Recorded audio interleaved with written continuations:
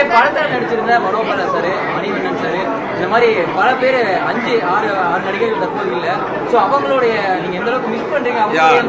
இந்த படத்தை பார்க்கும்போது நாங்கள் எல்லாம் மிஸ் பண்ணது வந்து என் குருநாதர் மணிவண்ணன் சார், மனோபாலா சார். ரொம்ப வருஷத்துக்கு அப்புறம் வந்து அவங்களெல்லாம் ஸ்க்ரீனில் பார்க்கும்போது ரொம்ப கஷ்டமா இருந்துச்சு. என்ன ஒரு மாபெரும் நடிகர்கள். அது கிளைமாக்ஸ் முன்னாடி மனோபாலா ஒரு காமெடி போர்ஷன்லாம் வரும்.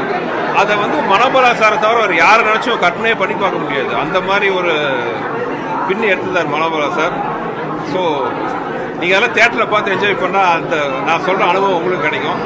தயவுசெய்து எல்லாம் வந்து தேட்டரில் உங்கள் பொங்கல் கொண்டாட்டம், பொங்கல் விடுமுறையை வந்து மதகஜராஜாவோட கொண்டாடணும்னு கேட்டுக்கிறேன்.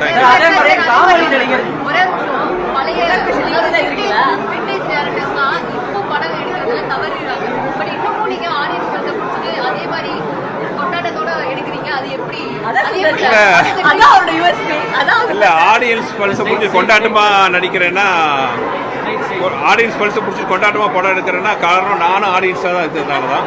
ஸோ நான் என்ன மாதிரி படம் அனுபவிச்சு என்ஜாய் பண்ணி சந்தோஷமா பண்ணுவேனோ அந்த மாதிரி படம் தான் வந்து நான் எடுக்க ஆசைப்படுறேன். என்னை பொறுத்தவரை என் குடும்பத்தோட சந்தோஷமா அந்த 2 மணி நேரம். ஏன்னா ஒவ்வொரு டேரக்டருக்கும் ஒவ்வொரு ஸ்டைல் இருக்கும். சீரியஸாக எடுக்கிறவங்க இருக்காங்க, சமுதாய பிரச்சனை பற்றி எடுக்கிறவங்க இருக்காங்க, ஆக்ஷன் ஓரியன்டாக எடுக்கிறவங்க இருக்காங்க, த்ரில்லராக இருக்கிறவங்க இருக்காங்க. ஐ ஆம் என்டர்டைனர். என் படம் பார்க்கும்போது எல்லாம் சந்தோஷமா பார்க்கணும், அதான் முக்கியம்.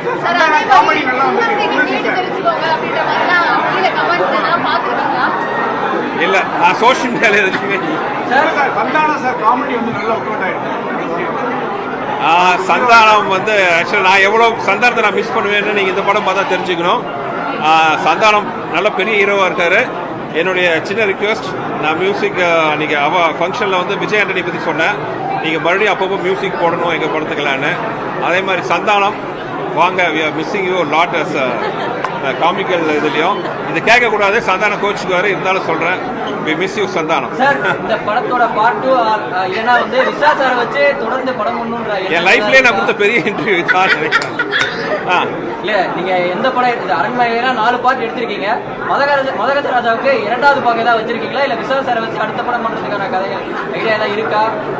நாளைக்கு சாயங்காலம் எனக்கு தெரியும். மதகஜராஜாக்கு மக்கள் கொடுக்குற வரவேற்பை பொறுத்து மதகஜராஜா 2 வருதான்ட்டு தெரியும். தேங்க்யூ.